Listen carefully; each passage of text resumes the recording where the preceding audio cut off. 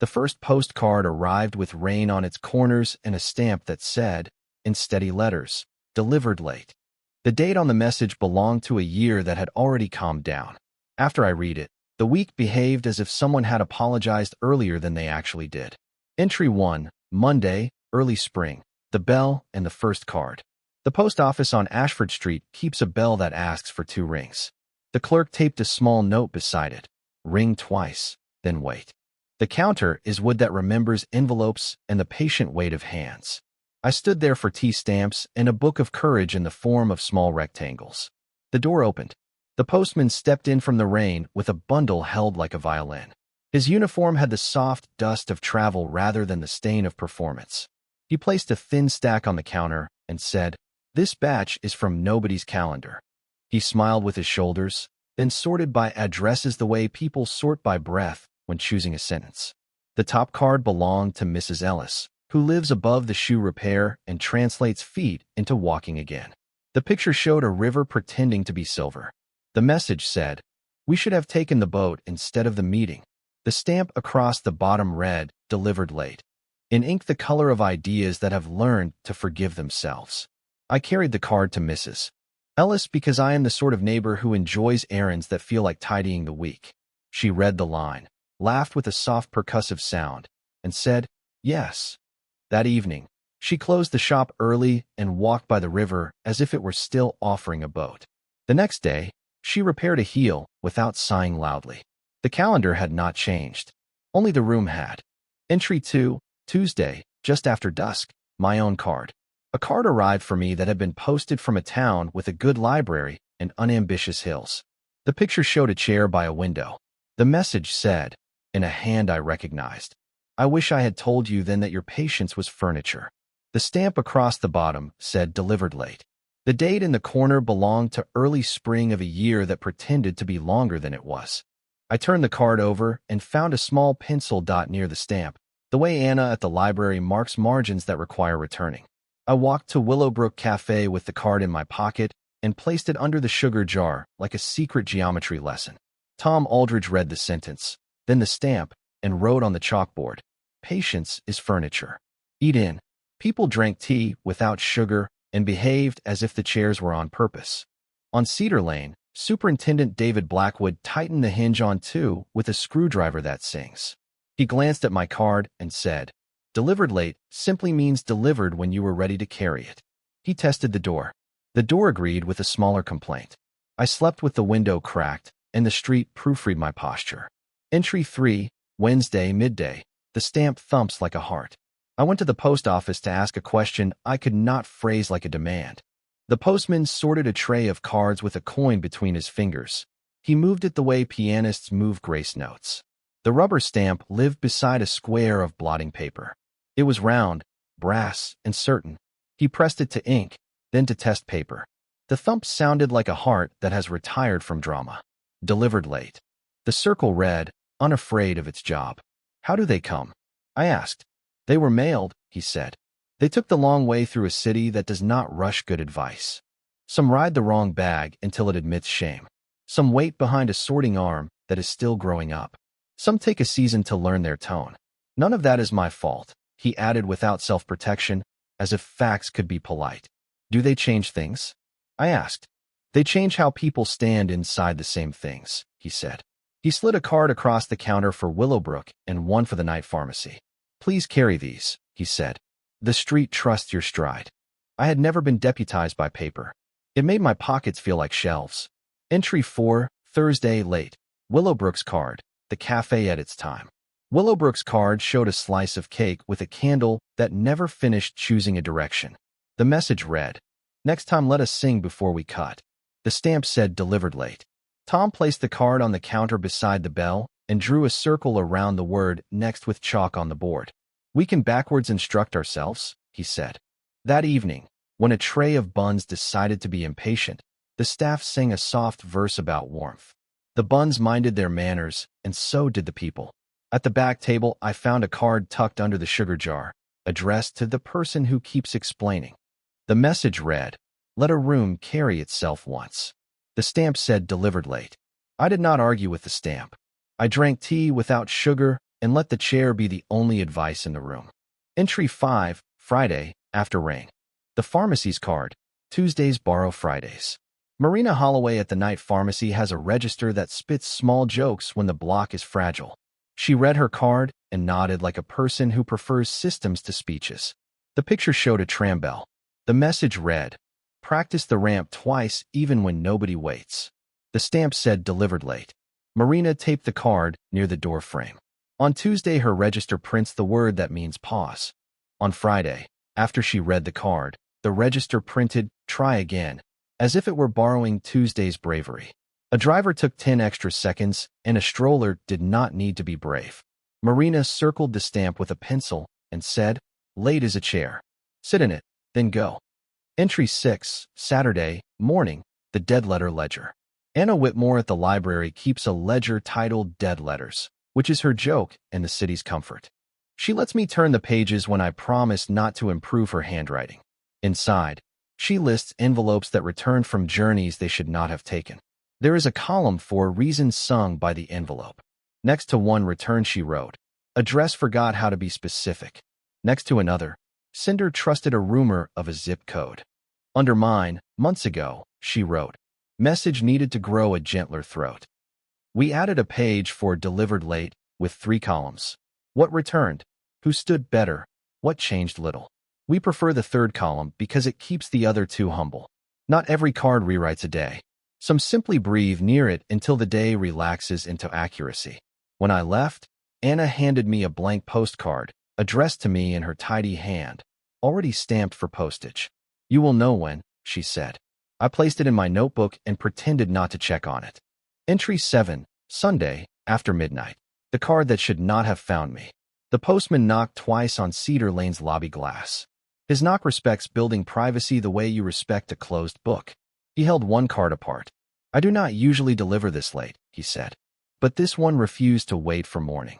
The picture showed a sidewalk cafe in early spring, with empty chairs pretending not to be lonely. The message read, "I forgive you for staying." The date belonged to late October of a past that tried to be kinder than it managed. The stamp said delivered late. The signature was a first name I carried around for a year like a stone. The stamp made the stone lighter without lying about gravity. I did not call anyone.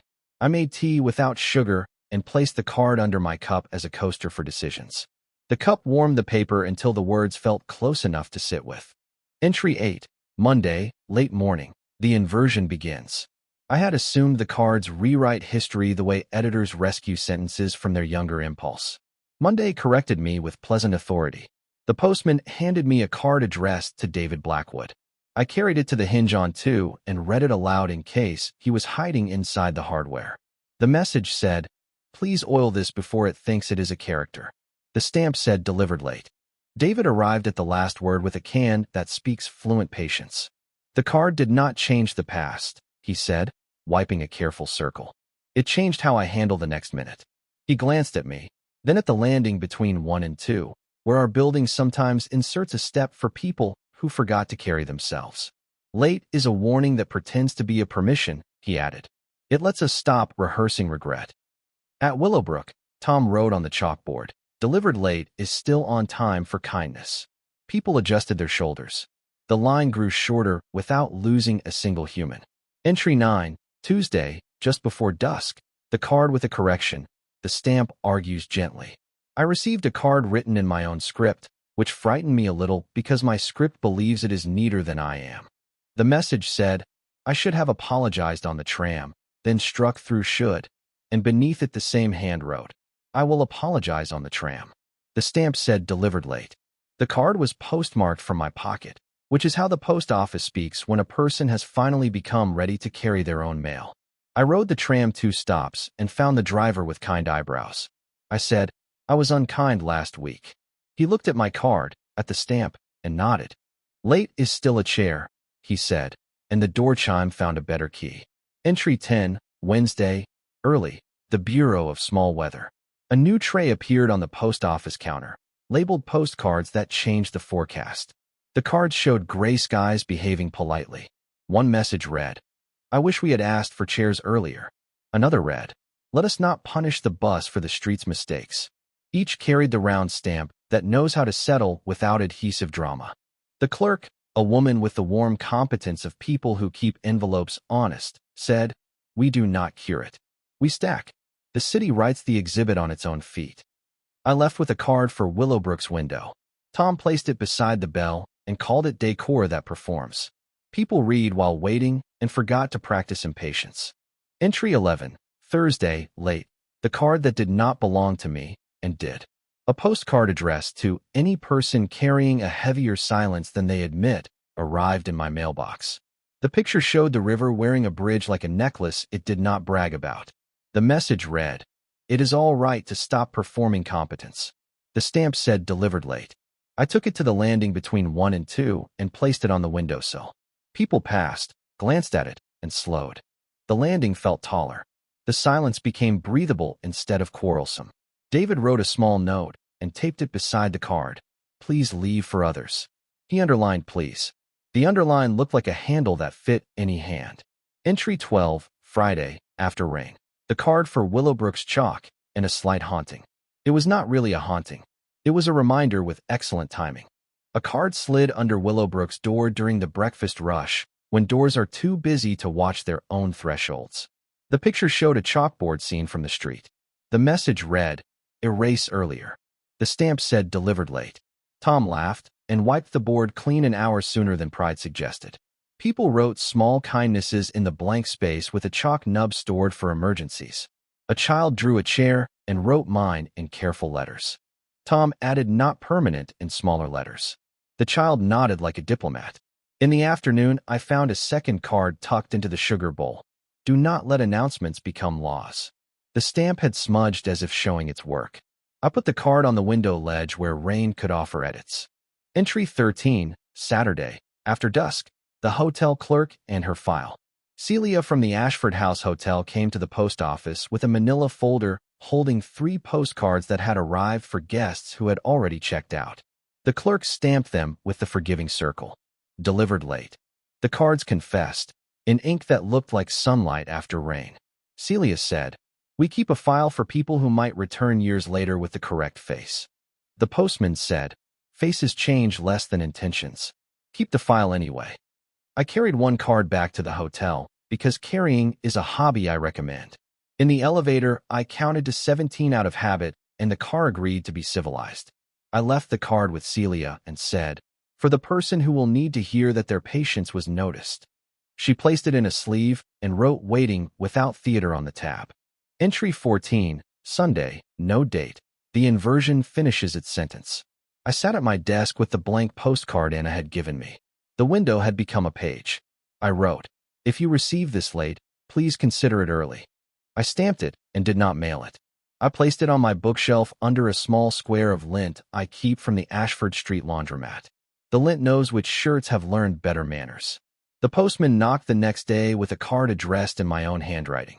The message read, "Thank you for not mailing this." The stamp said delivered late. I laughed in the way people laugh when their pocket has learned to be a collaborator. The inversion was comfortable now.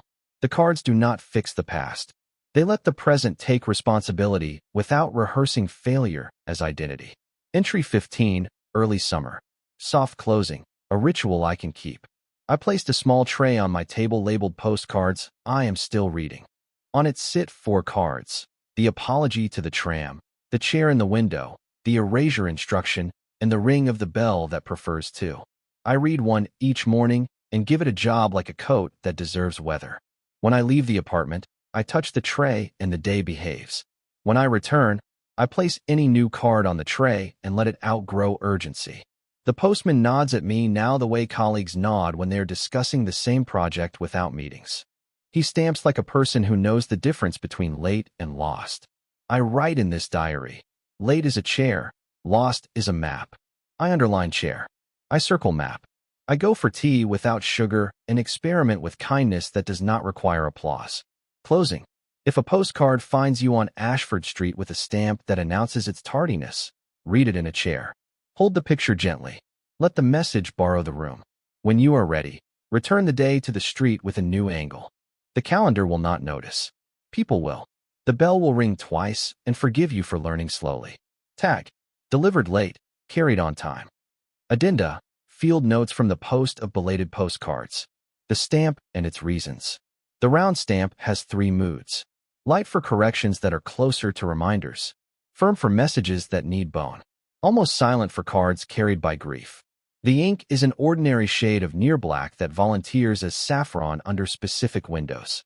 The stamp thumps with the rhythm of 17 breaths. How cards choose their hour. They seem to prefer rain because rain edits the arrogance out of footsteps. They dislike parades, unless the parade is for a library. They arrive when the landing between 1 and 2 feels like a room instead of a stair. They arrive after tea without sugar. They arrive when the chalk at Willowbrook has been erased early. Ledger excerpts, anonymized. Card said, "We were wrong about the map." Result, I stopped arguing with corners. Card said, "Apologize to the bus stop." Result, I waited without auditioning for sainthood. Card said, "Take the long way for once." Result, I met my neighbors need to stop pretending not to be lost. Card said, "Thank the elevator for its work." Result, the doors learned a graceful pause. Manual, how to read a delivered late card. 1. Ring the bell twice in your chest. 2. Sit at a window that does not think it is prophetic. 3. Read the picture as if it chose you. 4. Read the message once silently, once out loud, once as if it were addressed to the person behind you. 5. If you must cry, do it where rain can borrow credit. 6. If the card asks for an action, perform it smaller than your pride proposes. 7. Return the card to the tray with a pencil circle around the part that made you breathe differently. 8. If no card arrives, borrow one from the tray. 9. If an old card returns, treat it like a friend who has learned a less theatrical haircut. Vignettes, small changes with large posture. A grandmother received a card that read, "We should have let you rest sooner." She sat in Willowbrook's 17th chair, and the café applauded by not clapping. A cyclist received a card that read, "Do not make the river into a racetrack." He slowed, and the geese practiced being pleasant. A child received a card that read, "Your drawing was not too much." The chalkboard kept the dragon for a week and learned a new kind of silence. A couple received a card that read, "Say the small truth first." They did. The room survived. A clerk received a card that read, "Stamp more slowly." Paper stopped flinching. Interview with the postman, accurate, quiet. Do you choose who gets what? I carry what insists on being carried. The city chooses. Do you read them all? I read enough to stand up straight. I leave the rest alone. Do you ever refuse a card? I have refused spectacle disguised as sentiment. The stamp refuses it better than I do. What should recipients remember? Late is an invitation for gentleness with the present. The drawer for cards that hurt by accident. We keep a drawer labeled rephrasing beside the stamp. Inside, sentences that forgot to be kind sit until pencil makes them compatible with rooms. You should have known becomes, next time, notice earlier, together. I told you so becomes, here is what I learned, which might help. The stamp will not bless a meanness. The drawer teaches it to stop auditioning. A note about ghosts. We do not deliver from the dead. We deliver from versions of the living that were too tired to be accurate at the time. If someone believes a card is from a grave, we ask them to read it like advice from the version of themselves that learned the next lesson already. This is a bedtime city. We do not invite nightmares. How other counters borrow the habit. Willowbrook displays 2 or 3 cards a day and changes them when the chalk asks. The night pharmacy files cards near the bell, under a label that reads pauses, assorted. The hotel keeps a sleeve in the front desk that reads, for guests who return without a reservation.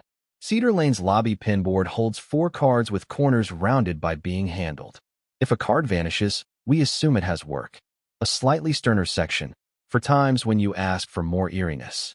A card addressed to the person who keeps introducing people to their worst memory said, "Introduce them to a chair instead." The stamp was firm, the ink colder. The recipient cried and then sat. A card addressed to whoever believes the mirror more than friends said, "Leave the mirror in the dark for a night." The stamp whispered. The room became kinder. A card addressed to the person who saves every apology for winter said, "Spend them now." The stamp softened like a lamp. On not collecting them. Collectors arrive and want a batch for a wall. We sell them tea instead. Cards are meant to be worn, not displayed. The city hates being turned into a museum of what it already remembers.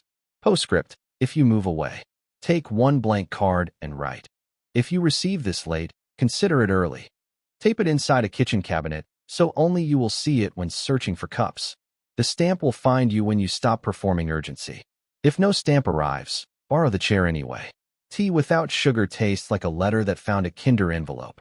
Appendix: the register I keep. Delivered late. We sang before cutting. Action: sing earlier. Delivered late. I forgive you for staying. Action: stop narrating the alternate life. Delivered late. Erase earlier. Action: make room for now. Delivered late. Apologize to the tram. Action: treat schedules like colleagues. Delivered late. Take the long way. Action: give the city a chance to speak. Delivered late. Stamp more slowly. Action: respect paper and fingertips. Delivered late. Say the small truth first. Action: speak shorter. Delivered late. Let the room carry itself once. Action: sit. If this list grows heavy, I will return it to the tray. The post will bring it back when it has learned to weigh less. Week 2, the long delivery. Monday, the card that asked for a lighter voice. A card for a teacher read, "Whisper once a day while teaching. The room will lean in." The stamp was a gentler thump. The class breathed. Tuesday, the card that refused to be sentimental. A card for a newly opened shop read, "Open as if customers were neighbors." The stamp approved. The owner returned a ribbon to the drawer. Wednesday, the card that taught my hands. For me again, fold letters before speaking. I folded junk mail into neat quarters, then chose my tone. Thursday, the card that returned a map. A traveler received, "Let the street correct you without shame." The stamp looked taller than usual. He asked pedestrians for help and got stories. Friday, the card that visited Cedar Lane. We taped, "Take step 17 slower," at the landing. Nobody tripped. David smiled like a person who knows a good hinge from a drama. Saturday, the card that set down a bag. Addressed to whoever carries too much sympathy and too little action. It read, "Put one bag down and pick up a broom." The stamp insisted. The hallway gleamed. Sunday, the card that needed no ink. Blank except for the stamp. We wrote our own message on it. Return when ready. We did, again and again. Extended log, second week of late deliveries. Entry 16, Monday, late morning. The counter learns a new arrangement. The clerk rearranged the counter so postcards faced the door like modest hosts. A small sign appeared. Cards may arrive out of order. Please allow them. The bell practiced 2 notes and decided both were correct. The postman placed a card on the tray that read, "Allow the day to rearrange without accusing it of mischief." The stamp was light. My shoulders dropped, and the tray looked like a calendar that had learned manners. Entry 17, Tuesday, after tea. A card for Marina that promised a smaller emergency. I carried a card to the night pharmacy. The message read, "Prepare the chair earlier than trouble." The stamp was firm as if it had seen a line grow loud before. Marina set the extra chair near the window and taped the card above it. Later, a person arrived with a face rehearsing panic and sat without permission. The panic put on a different costume and became breathing. The register purred like a cat that had chosen a lap. Entry 18, Wednesday, after dusk. A card for the tram driver who hears confessions. The driver with kind eyebrows received, "Let people wave when running would hurt them." He laughed at his own uniform and tapped the sign that says ramp practice twice daily. He wrote a small note and left it under the dashboard. Late may still be gentle. The bell agreed by refusing to become a judge. Entry 19, Thursday, noon. The Postcard Club at Willowbrook. Tom set a basket on the counter labeled "Read here, return here." People borrowed cards during lunch and read them at the 17th chair. A man with flour on his sleeves read a card that said, "Bake one batch for remembering." He nodded like someone who understands that memory has yeast. He returned the card and left a loaf by the bell with a note, "For the street." Entry 20, Friday, late afternoon. The letter that apologized to a window. I had never seen a postcard addressed to glass. The message read, "Sorry for using you as a mirror too often." The stamp was amused. I pressed the card gently against the post office window. The world outside looked at us, not as itself, not as us, but as a partner in light. A child waved. The card behaved like a lens for patience. We kept it there until the rain asked for a turn. Entry 21, Saturday, early. The card that refused me. I wanted a card. None came. On the counter, a small notice, hand-lettered, said, "When no card arrives, it is not neglect. It is permission to keep your own promise." I walked to Cedar Lane and cleaned the stair rail with a cloth that smelled like unboastful lemons. David saw, nodded, and tightened a screw that had been waiting for company. The landing looked improved after our evening together. Entry 22, Sunday, after midnight. The postcard to the future that returned anyway. I wrote to myself 5 years ahead and put the card in the drawer labeled "Not Yet." In the morning, the postman handed me the same card with the stamp that shortens arguments. The message echoed back, "Please be kinder to the person who had your job before you." I read it and looked around the apartment as if past versions were hiding behind chairs. I made tea without sugar and thanked my old mistakes for the stairs they provided. Entry 23, Monday, with rain. A card for the person who always organizes. Addressed to the organizer, the card said, "Leave one meeting chair empty on purpose." The stamp sounded like a polite knock. I carried the card to a community room above the library where people argue about garbage day like it has a PhD. We left one empty chair. People spoke in shorter sentences and made decisions that did not require rescue. Entry 24, Tuesday, just before dawn. The card that spoke to my pocket. The message was only 4 words. "Stop performing a hurry." The stamp made a gentle circle. I walked slower on Ashford Street, and the street did not collapse. An old dog accepted my pace and allowed me to share the morning. The dog did not read the stamp. The dog did not need to. Entry 25, Wednesday, late. A card for doors in general. The card read, "Close softly. You are not a gavel." We taped it inside the post office. Customers smiled with their backs when leaving. The bell did not have to comfort the air as often. The clerk wrote in the ledger, "Less arbitration by doors this week." The stamp nodded without moving. Entry 26, Thursday, after lunch. A small rebellion, we returned to the drawer. Someone mailed a card that said, "Do not deliver late." The stamp refused it by fading. The clerk placed it in rephrasing and we rewrote, "Deliver with care, at the hour that helps most." The stamp approved. The room exhaled. Entry 27, Friday, early evening. A card for Ashford Street. The card had no address, only the street's name. "Do not pretend we are separate," it said. We pinned it to the corkboard where city notices glare. The stamp looked almost like a seal.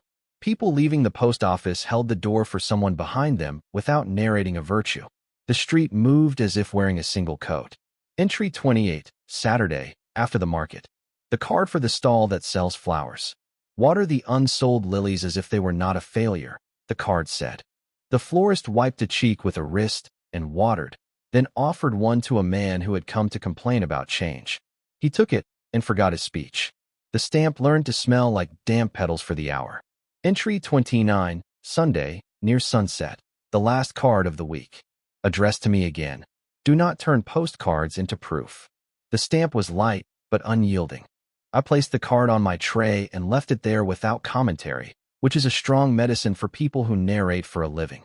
Case notes. Late cards and their neighborhoods.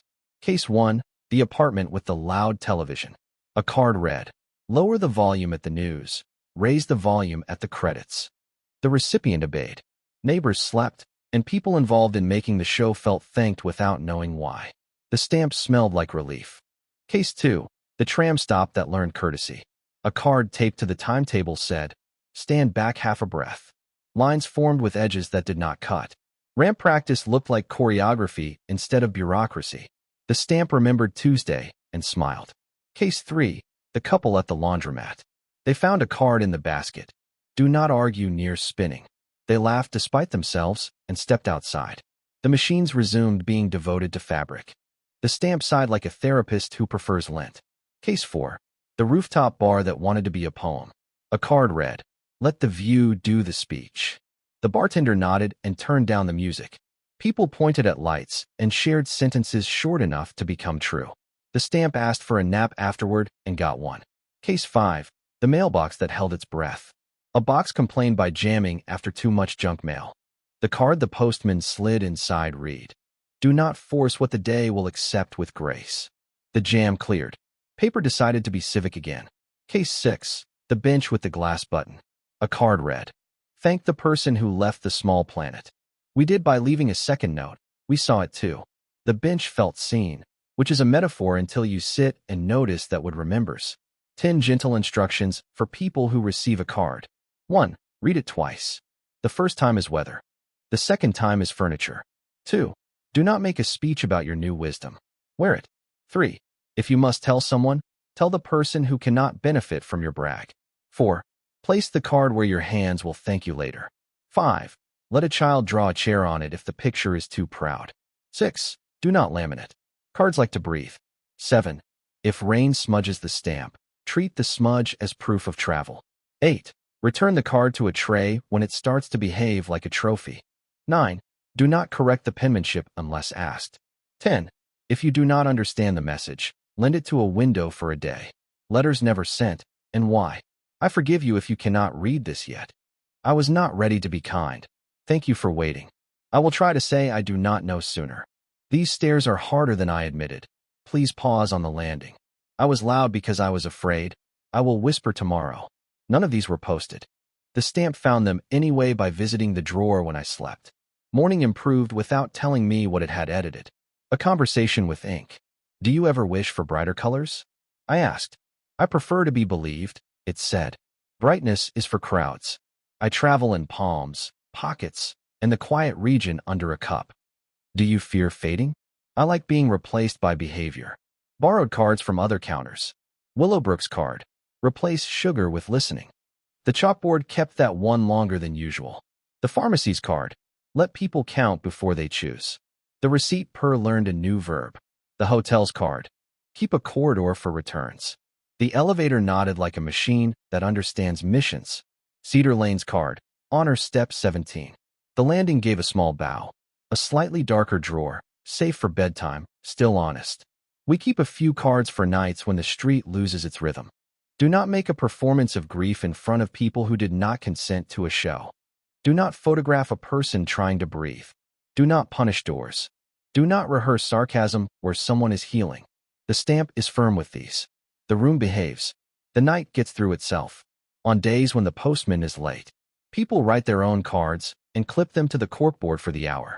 The postman stamps them when he arrives, not to grant legitimacy, but to salute the city for not outsourcing all of its kindness. The box of blanks. We keep a box of blank postcards on the post office counter.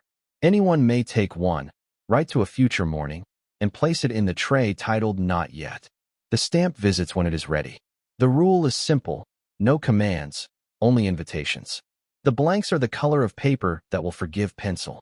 A note from the postman to me. He slid a card across the counter, addressed to you who carry. It read, leave some for others. I put the card in my pocket and left with nothing that day. The street did not fall apart. Other hands held doors. Other feet found the right pace. Epilogue, a year of late deliveries. After months of cards, the tray at home looks like a small museum of sentences that were brave enough to be late. I rotate them the way people water plants that pretend to be shy. Some days the right card is the tram apology. Some days it is the chair. Some days it is the blank with only the stamp. When guests ask what the tray is, I say, it is a way to carry the neighborhood without collecting it. I do not know who mailed the first card, or where the stamp came from, or why the postman's knock makes the door remember manners. I know only this. Late does not mean lost.